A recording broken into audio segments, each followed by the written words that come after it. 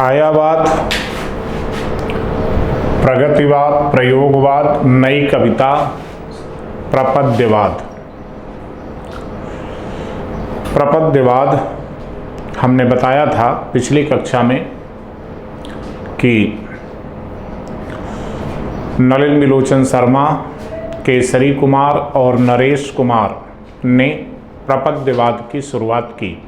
ये तीनों बिहार के थे और तीनों के नाम का जो पहला अक्षर है नलिन विलोचन शर्मा, केसरी कुमार और नरेश कुमार, इसी आधार पर इनके नाम के प्रथम अक्षर से इसे नकेनवाद भी कहा जाता है। हालांकि इसे साहित्य जगत में वो मान्यता नहीं मिल पाई एक विचारधारा के रूप में। आगे चलकर जो महत्वपूर्ण परिवेश बनता है, जो सोच विकसित होती है, उस पर हम लोग चर्चा करेंगे और वह नई कविता का अगला पड़ाव है अकविता। अकविता यानी साठोत्तरी कविता, 60 के बाद की कविता। इसे साठोत्तरी कविता भी कहते हैं, अलग अलग नाम है।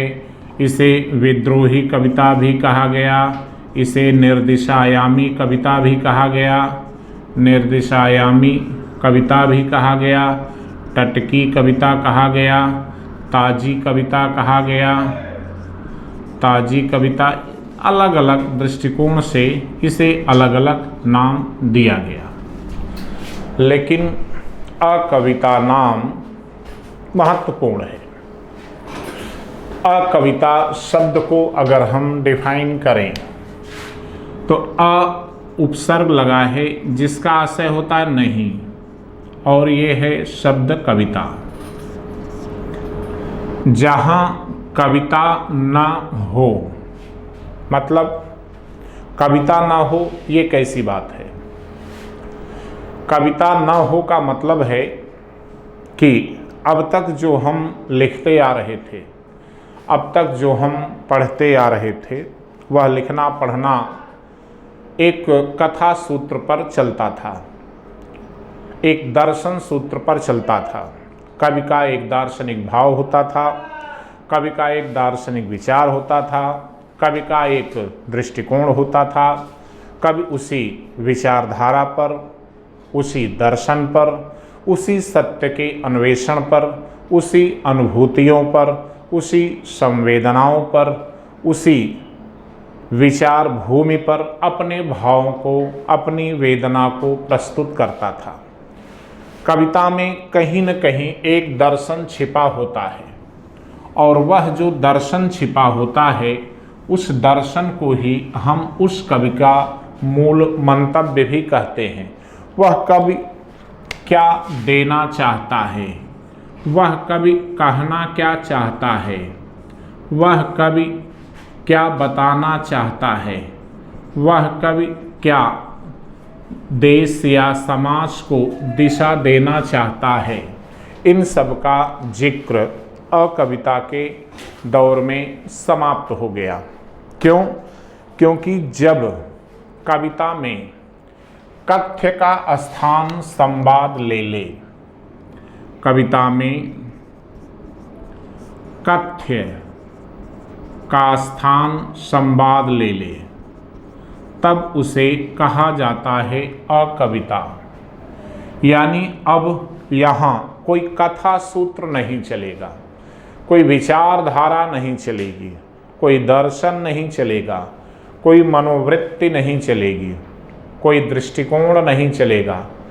अब जो अनुभूतियाँ हैं, अब जो संवेदनाएं हैं, वो अनुभूतियाँ और संवेदनाएं विचार के स्तर पर चलने के बजाय सीधे सीधे संवाद करेगी। संवाद करना, सत्य स्वयं घायल हुआ, गई अहिंसा चूक, जहाँ तहाँ दगने लगी शासन की बंदूक। नागार्जुन ने ये बातें प्रगतिवाद के दौर में कही थी। और कहीं न कहीं यह पुनः वह दौर शुरू होता है जब सशस्त्र विद्रोह, सशस्त्र क्रांति की अवधारणा आती है। इसके पीछे की जो परिस्थितियां हैं उन पर हमें चर्चा करनी है, उन पर हमें अपना दृष्टिकोण देना है। हमें ये जानना होगा कि अकविता की परिस्थितियां क्या थी, अकविता के विकास का परिवेश क्या था, अकविता किन स्थितियों परिस्थितियों में विकास करती है या सृजन का अवसर तलाशती है। तो इस पर देखेंगे 1960 के बाद अब देश के राजनीतिक स्थिति में काफ़ी कुछ परिवर्तन आया। एक पहला था कांग्रेस पार्टी में विभाजन, कांग्रेस में विभाजन, कांग्रेस आई, कांग्रेस ई, अलग अलग विभाजन होना। दूसरा, शासन सत्ता से मोह भंग की प्रक्रिया। मोह भंग, क्यों मोह भंग हुआ, हमें ये जानना होगा कि पहला आम चुनाव 1952 में, दूसरा आम चुनाव 1957 में, तीसरा आम चुनाव 1962 में। 3 आम चुनावों के पश्चात अब देश में शासन सत्ता में परिवर्तन आया, देश के दृष्टिकोण में परिवर्तन आया, देश की स्थितियों में परिवर्तन आया। क्यों? क्योंकि हम जिन आशाओं, जिन अपेक्षाओं को लेकर राष्ट्रीय आंदोलन में जुड़े थे, राष्ट्रीय आंदोलन में भाग लिए थे, वे आशाएं, वे अपेक्षाएं, उन पर तुषारापात हो गया। हमारी सोच में, हमारे दायरे में, हमारे दृष्टिकोण में परिवर्तन आना स्वाभाविक है। परिणाम ये होता है कि हम जिस मोहभंग की प्रक्रिया में चल रहे थे, जो शासन सत्ता के प्रति हमारा दृष्टिकोण था, उसमें कुछ बातें ऐसी हैं जिनको जानना आवश्यक है। पहला आम चुनाव हुआ। पहले आम चुनाव के पहले देश आज़ाद होता है 1947 में। हम देखते हैं कि 46 में पूरा बंगाल, छोटा नागपुर अकाल ग्रस्त था, भूखमरी महामारी का संकट था, बड़ी संख्या में लोग मारे गए।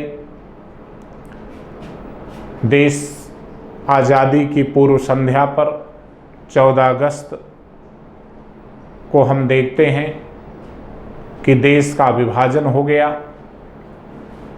2 टुकड़ों में हिंदुस्तान बंट गया, पूर्वी पाकिस्तान, पश्चिमी पाकिस्तान। और इस विभाजन में सबसे ज़्यादा सांप्रदायिक हिंसा हुई। सांप्रदायिक हिंसा ने बड़ी संख्या में लोगों को काल कवलित किया, बड़ी संख्या में लोग मारे गए। नफरत की दीवार दोनों ओर से बनने लगी, एक दूसरे के प्रति परस्पर अविश्वास का वातावरण सृजित होने लगा। इसी अविश्वास की पृष्ठभूमि में, अविश्वास के वातावरण में सांप्रदायिकता ने इस प्रकार से रंग लेना शुरू किया कि अब ये सीमा क्षेत्रों के बजाय देश के अंदर प्रवेश कर गया। गांव, शहर, कस्बा सब इस सांप्रदायिक विभाजन की भेंट चढ़ने लगे। बड़ी संख्या में लोग घर बेघर होने लगे। पाकिस्तान से बड़ी संख्या में शरणार्थी भारत आए। उनके आवास की समस्या उत्पन्न हुई। दिल्ली के आसपास के भू क्षेत्रों पर उन्हें बसाना एक संकट का काम था, समस्या थी। लेकिन उस समस्या से भी सरकार को रूबरू होना था। गाजियाबाद, नोएडा, फरीदाबाद, भिवाड़ी, सीमावर्ती अन्य दिल्ली के आसपास के जो क्षेत्र थे उनमें बड़ी संख्या में शरणार्थियों को बसाया गया। अब उन्हें रोजगार का संकट था, सरकार उन्हें रोजगार उपलब्ध कराए, ऐसी समस्याएं भी थी। एक दूसरी समस्या थी देश में निरक्षरता, बड़ी संख्या में निरक्षरता थी। लोगों को साक्षर करना, शिक्षित करना, उसके लिए प्राथमिक, माध्यमिक और उच्च माध्यमिक विद्यालयों की स्थापना करना, स्वास्थ्य सुविधाओं के लिए राष्ट्रीय स्वास्थ्य मिशन शुरू करना, और इन सब में किसानों और मजदूरों का सबसे बड़ा संकट था। भारत किसानों का देश है। 70% आबादी कृषि से जुड़ी थी। अब किसानों के उत्पादन के लिए नए नए यंत्रों की उपलब्धता हो, इस हेतु सरकार का चिंतित होना स्वाभाविक था। लेकिन जब पंचवर्षीय योजना शुरू हुई तो ये कहा गया कि कृषि को प्रमुखता दी जाए। प्रथम पंचवर्षीय योजना में उद्देश्य में कृषि के विकास को प्रमुखता दी गई, लेकिन संसाधनों के अभाव में सरकार की यह योजना असफल रही। लक्ष्य से प्राप्ति तक हम नहीं पहुंच पाए, लक्ष्य को प्राप्त नहीं कर पाए। द्वितीय पंचवर्षीय योजना में भारी औद्योगिकरण का नारा दिया गया, इसे उद्देश्य में रखा गया।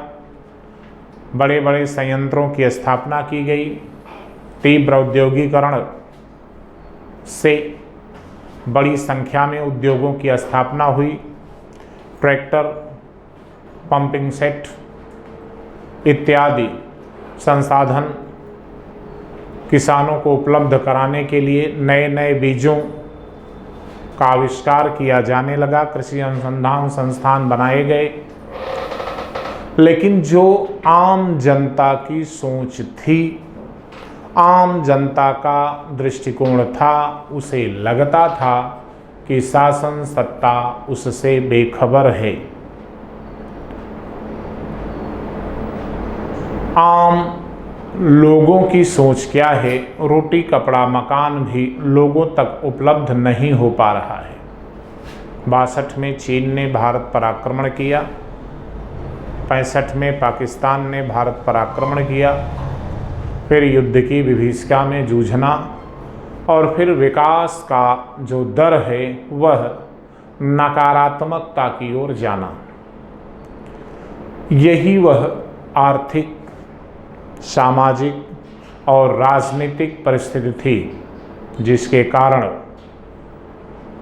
कवियों के मन में असंतोष और मोहभंग शुरू हुआ।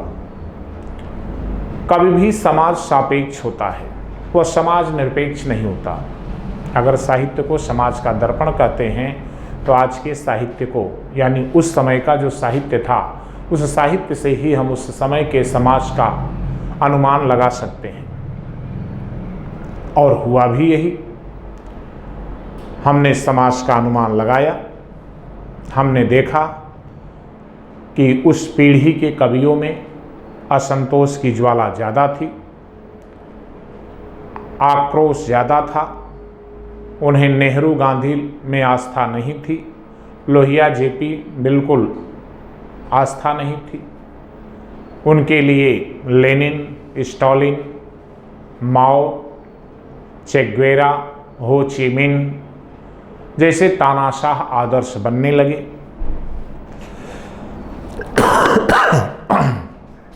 इन्हीं के बीच एक बात और आती है। वह बात थी बंगाल में नक्सली आंदोलन, और यह समस्या जमींदारी व्यवस्था से उत्पन्न थी। बंगाल में नक्सलवाड़ी, पंसीदेवा 3 गांव ऐसे थे जहां पर 3 युवा, चारू मजूमदार, कानू सान्याल, जंगल संथाल, तीनों ने जमींदारी व्यवस्था और जमींदार के खिलाफ सशस्त्र विद्रोह किया। और यह विद्रोह इतना तीव्र गति से हुआ, किसकी ज्वाला बिहार, आंध्र प्रदेश, महाराष्ट्र का सीमावर्ती क्षेत्र, मध्य प्रदेश का छत्तीसगढ़ बस्तर का पूरा क्षेत्र, महाराष्ट्र का जो नागपुर का बेल्ट है गढ़चिरौली, आंध्र प्रदेश, बिहार का पूरा झारखंड, गया जहानाबाद वाला बेल्ट, उत्तर प्रदेश का सोनभद्र, मिर्ज़ापुर, बांदा तक का क्षेत्र इससे प्रभावित हुआ। बंगाल के नक्सलवाड़ी गांव में नक्सली विद्रोह को तो दबा दिया गया, बंगाल में इसका उन्मूलन करने का प्रयास किया गया, लेकिन यह झारखंड में माओ MCC, माओ कम्युनिस्ट सेंटर नाम से, आंध्र प्रदेश में PWG, पीपुल्स वार ग्रुप नाम से तेजी से अपनी जड़ें जमाना शुरू किया और आदिवासी जनता में अपनी पैठ भी बनाता है। भूख से बेहाल, गरीबी से तंगहाल, आर्थिक दुष्चक्र में फंसा वह गरीब व्यक्ति कहीं न कहीं नक्सली आंदोलन से जुड़ना शुरू करता है। उसमें वह सशस्त्र विद्रोह की भावना बलवती होने लगी और नक्सली आंदोलन को वह बड़ी संख्या में समर्थन देता भी है। परिणाम ये हुआ कि देश में एक ऐसी विचारधारा तेजी से विकसित होने लगी जो साहित्य, राजनीति और समाज दर्शन के क्षेत्र में इनका समर्थन करने लगी। बुद्धिजीवी वर्ग का एक ऐसा तबका था जो इस आंदोलन में वैचारिक रूप से, आर्थिक रूप से मदद करने लगा। उन्हें लगा कि नक्सलियों की मांग जायज़ है, उन्हें लगा कि नक्सलियों का दृष्टिकोण जायज़ है, उन्हें लगा कि वे अपने अधिकारों की बात करते हैं। जंगल के जो निवासी हैं, जंगल पर, जंगल की भूमि पर उनका अधिकार है। बड़े बड़े उद्योगों की स्थापना के लिए हमने भूमि का अधिग्रहण करना शुरू किया। बड़ी संख्या में लोग भूमि से हीन होने लगे। परिणामतः उनके मन में भी, उनके अंदर भी आक्रोश आने लगा। औने पौने दाम में उनकी ज़मीनें खरीदी जाने लगी। अब वे आक्रोशित हो उठे। परिणाम ये हुआ कि इस आंदोलन का, नक्सली आंदोलन को ऐसे लोगों से मजबूती मिलने लगी। नक्सलियों ने कामरेडों की भर्ती शुरू की। पुरुष हों या स्त्री, बच्चे हों, नवयुवक हों, बूढ़े हों, सबको बड़ी संख्या में अपनी विचारधारा की ओर मोड़ा। जो सत्य अहिंसा प्रिय थे, उन्हें भी जबरन इस आंदोलन में झोंका गया। बिहार या कुछ क्षेत्रों में वर्चस्व, जातीय वर्चस्व की लड़ाई में बड़ी संख्या में लोग नक्सली आंदोलन की ओर उन्मुख हुए। कुछ दबंगों ने बिहार में हरिजन बस्ती में आग लगाई तो नागार्जुन को हरिजन गाथा लिखना पड़ा, और हरिजन गाथा में भी नागार्जुन के अंदर सशस्त्र क्रांति का स्वर फूटता है। नागार्जुन भी लिखते हैं कि होगा यह भारी उत्पाती, जुल्म मिटाएंगे धरती से इसके साथी और संघाती। यानी एक श्याम सलोना यह अछूत शिशु हम सब का कल्याण करेगा। उस अछूत शिशु का भविष्य संत गरीबदास से नागार्जुन बचवाते हैं। इस समय के कवियों में सौमित्र मोहन, लुकमान अली, लंबी कविता है इनकी, विनोद कुमार शुक्ल, राजकमल चौधरी जो बीट कविता आंदोलन से भी जुड़े रहे, बंगाल के मलय चौधरी से प्रेरणा भी प्राप्त करते हैं, श्याम परमार, नंद किशोर आचार्य, श्याम नारायण, सत्यदेव राजहंस, राम बच्चन राय जैसे कवि अपनी वाणी को स्वर देते हैं। कविता में कथ्य के बजाय संवाद पर बल था। नागार्जुन धूमिल ने भी एक कविता लिखी,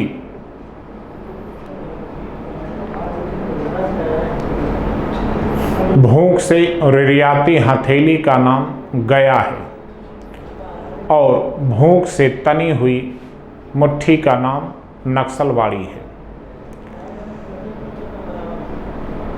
मोचीराम लंबी कविता में धूमिल कई बातें कहते हैं।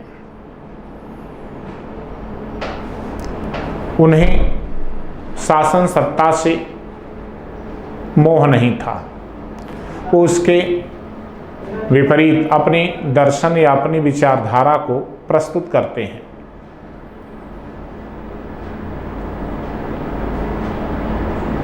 विजय देव नारायण शाही ने लिखा, साधो आज मेरे सत की परीक्षा है, आज मेरे सत की परीक्षा है। साखी शीर्षक कविता में शाही ने अनेक मनोभावों को व्यक्त किया।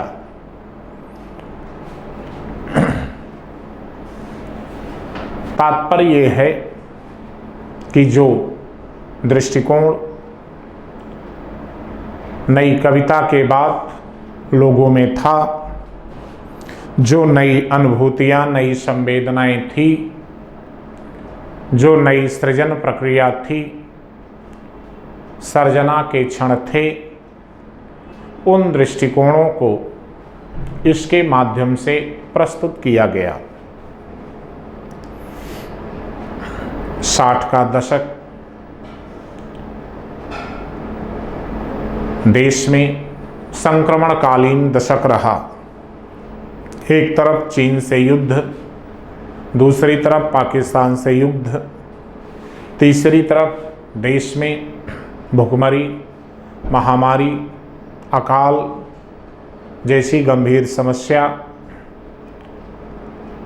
उसमें कुछ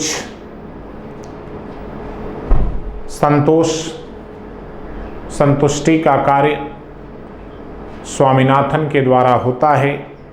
जब उन्होंने हरित क्रांति का नारा दिया, शास्त्री को भी जय जवान जय किसान का नारा देना पड़ता है कि हम सीमाओं पर जितनी सुरक्षा में तल्लीन हों, खेतों में भी उत्पादन में उतने ही तल्लीन रहें, दोनों को समान रूप से महत्व दिया जाए। यही सब वो परिस्थितियाँ, वो कारण, वो विचारधारा, वो संवेदनाएं, वो दर्शन थे जिनके कारण अकविता का दौर शुरू हुआ। साठोत्तरी नाम इसे इसलिए भी दिया जाता है क्योंकि 60 के बाद की ये रचना है।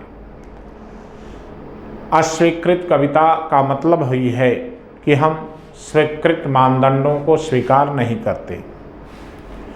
विद्रोही कविता इसलिए भी कहा जाता है कि हम अब शासन सत्ता के प्रति सकारात्मक भाव नहीं रखेंगे बल्कि सशस्त्र विद्रोह करेंगे। टटकी या ताजी कविता कहने का मतलब ही था कि एकदम नएपन, नए ढंग, नए दर्शन को लेकर हम चलेंगे।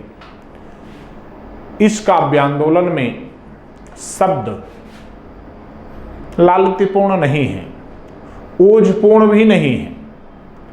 शब्द बुलेट का कार्य करते हैं, गोली का कार्य करते हैं। वो सीधे अंतर तक पूरे अंतर्मन को छलनी करते हैं, पूरे हृदय को विदीर्ण करने की क्षमता रखते हैं। इसीलिए इस दौरान जो काव्य की भाषा है, शब्दों का जो चयन है, उस चयन में, उस भाषा में लालित्यता और शुष्कता के बजाय पैनापन ज़्यादा है, कठोरता ज़्यादा है। सब कुछ को अस्वीकार करने की क्षमता रखने वाले वे शब्द हैं। इन्हें हम कहते हैं कि ये शब्द बुलेट का कार्य करते हैं। इनके यहाँ नए प्रतिमान हैं, नए उपमान हैं, नए रूपक हैं, नई संवेदनाएं हैं, नए दृष्टिकोण हैं और उन सब में नवीन संतुलन भी बनाने का प्रयास किया गया। और कविता का जब दौर शुरू हुआ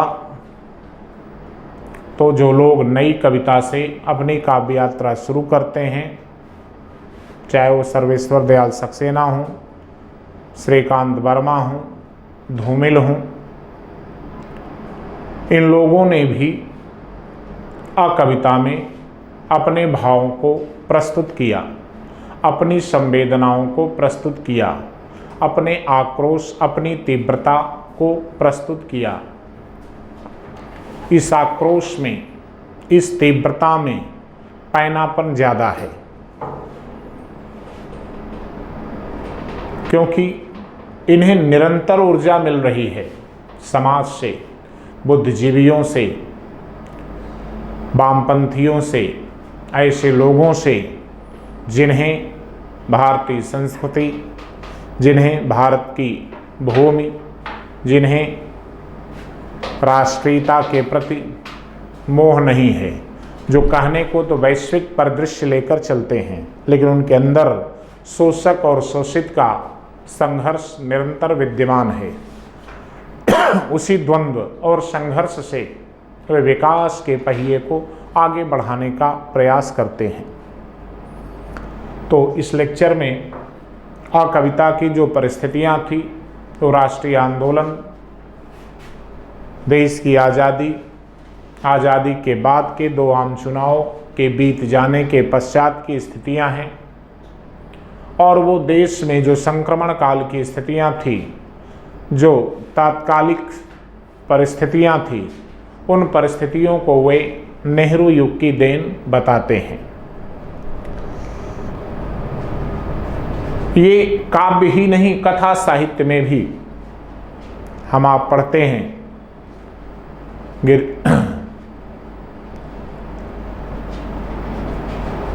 एकांकीकार माथुर की एकांकी शुतुरमुर्ग एकांकी है, दशरथ नंदन रघुकुल, रीति,